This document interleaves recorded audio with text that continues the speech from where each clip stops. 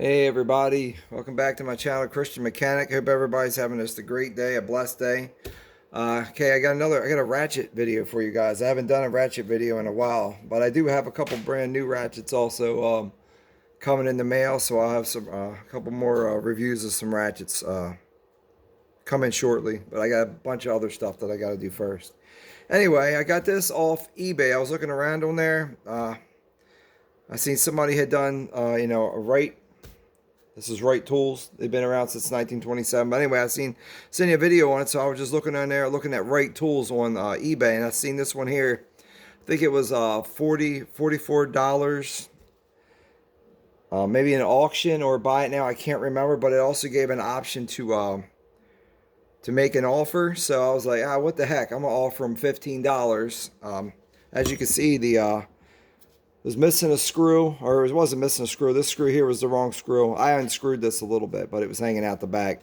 So it was missing the screw, and like I said, a little bit of damage down here on the handle as well. And then also, I kind of took a grinding wheel to this, but this was all mushroomed out. As you can see the top here, this somebody was using this thing as a punch and beat it all up. And even this side here, it wouldn't even go on a socket, so I had to take a file to it and just clean the edges up to even be able to get it to even fit, even fit back together. So I did a couple things to it, cleaned it up and got it working. But for 15 bucks, like I said, it was just, I didn't even think they would even accept it. They accepted it, which is pretty cool. So I got this for 15 bucks. Like I said, these things the ratchet usually goes for around 40 bucks by itself. So I thought that was a pretty good deal. So anyway, back to this. It's an N-60 is a style of ratchet. It's a Wright. They do aircraft tools, for the military. So that's why you have the AC here on it for aircraft. This is a military grade industrial ratchet. Then you got your 45 on here. So this was 1945. This is the World War II era ratchet. This is an 18 tooth ratchet, so it's very coarse. It's probably the most coarsest ratchet that I own. And then you got your nice reversing lever here, nice big switch. Like I said, it doesn't move real good. So what I'm going to do, I'm going to take it all apart. I'll show you guys the internals, but then I'm just going to go ahead and off camera, I'm going to try and clean this thing up a little bit. I got new hardware, new screws for the front here. These are in 832 screw, probably 3/4 of an inch long. But anyway, we'll get back to this ratchet here. Now it is a 1/2 inch drive ratchet. As you can see, it's very coarse. Also oiled the ball detent. The ball detent, like I said, this thing was pretty rough looking. And you just got the one single screw going through goes through the pawl and holds the pawl in. And then you got these two here.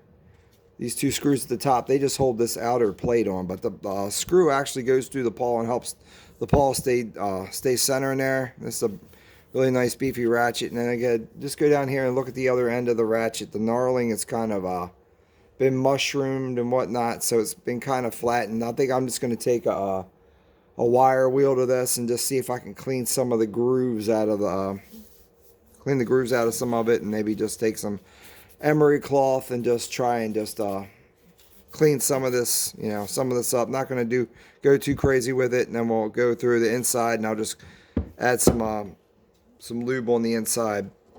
Now it also came with this universal here. As you can see, it's pretty flimsy, pretty floppy. I also lubricated the ball detent on this. This thing was frozen. There's no markings on the ball detent, so I don't on the universal, so I don't know who made this. And then it also came with this this extension here. Oh yeah, the ratchet's about 10.5 inches long also. Yeah, it's about 10.5 inches long, the ratchet. And then this extension is also 10 inches. And it has a weird name on it, a name that I ain't never seen before. It's None Better. And it's made in the USA. And it's S25. That's the tool brand None Better. And I did a little tiny bit of research on it. None Better is like a subdivision of the New Britain company. So, like I said, these are supposed to be some halfway decent quality Made some decent quality tools. There is some knurling here at the top to help spin it at the top. But like I said, this whole top of this thing was all mushroomed over. And like I said, I'm just going to go ahead and play with my grinding wheel, the grinding disc, and just trying to buff this out a little bit. Because like I said, somebody was using it as a punch. But as you see, this thing wouldn't even go in on a socket or anything when I got it. It was so mushroomed up. It looked like the back here, how it's all sticking out. It was so mushroomed up. But like I said, I just took a file to it and just went around the edges with it. And I cleaned everything up.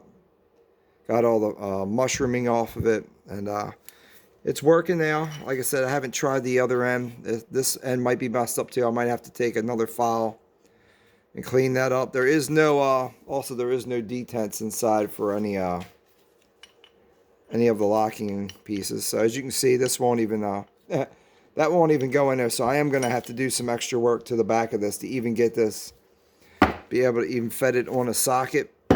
So I guess it was kind of like just a throwaway when they sold the ratchet. They just threw these in there with it just to get rid of them. But like I said, we're gonna go ahead. We're gonna fix all that up, clean it up, get it usable, and and then it'll be usable again.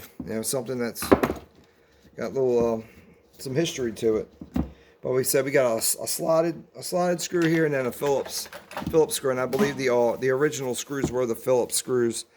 But like I said, I got these slotted screws that I came with. I actually would like to put socket head screws in there and put it together with that. But like I said, I might just use these slotted ones for now when I go ahead and put it together. So like I said, that takes care of the backing plate. Now you just got to take the screw out that's holding the pawl inside. And that's this is a machine screw. It's got a nice shoulder on it. Like I said, I kind of already peeked inside of it because I was curious myself. And it's got a nice little, it's got a little shoulder. Not really a shoulder, but it's only got a couple threads here at the bottom, probably 4 or 5 threads. It's not a whole lot. And again, that's just a Phillips screw.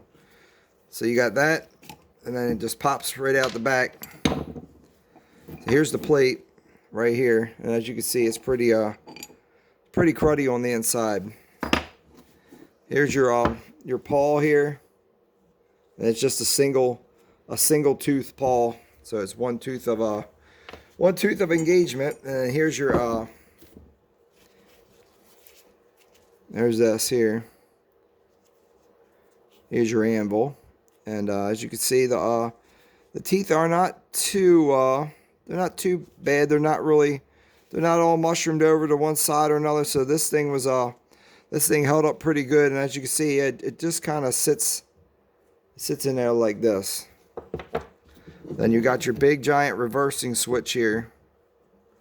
See, the ball sat down inside that there, and then this thing here sat on top of that. I put this back in for you guys. There you go. So there you go.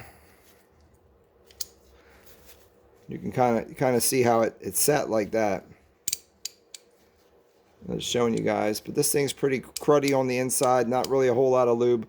So I'm gonna go ahead and clean this whole thing out, and I'm gonna load it up with some super lube. Like I said, you can tell that this did at one time have some kind of a lubrication inside, but it's all crusty and hard on the inside now. Take the rest of the switch out here. There's really not a whole lot of machining here on the inside. There's no machining that goes down inside. This is all, everything is inside the reversing switch. The spring and the ball are they all sat in the machine, and all the machining was done inside the reversing switch here. So there was pretty good amount of machine work that was done to this. You had to cut this groove here, and then drill the hole here for your spring and everything else. So, and it's nice and thick and big, nice big. It's not cast, so it's nice metal, metal reverse lever. So that's pretty cool.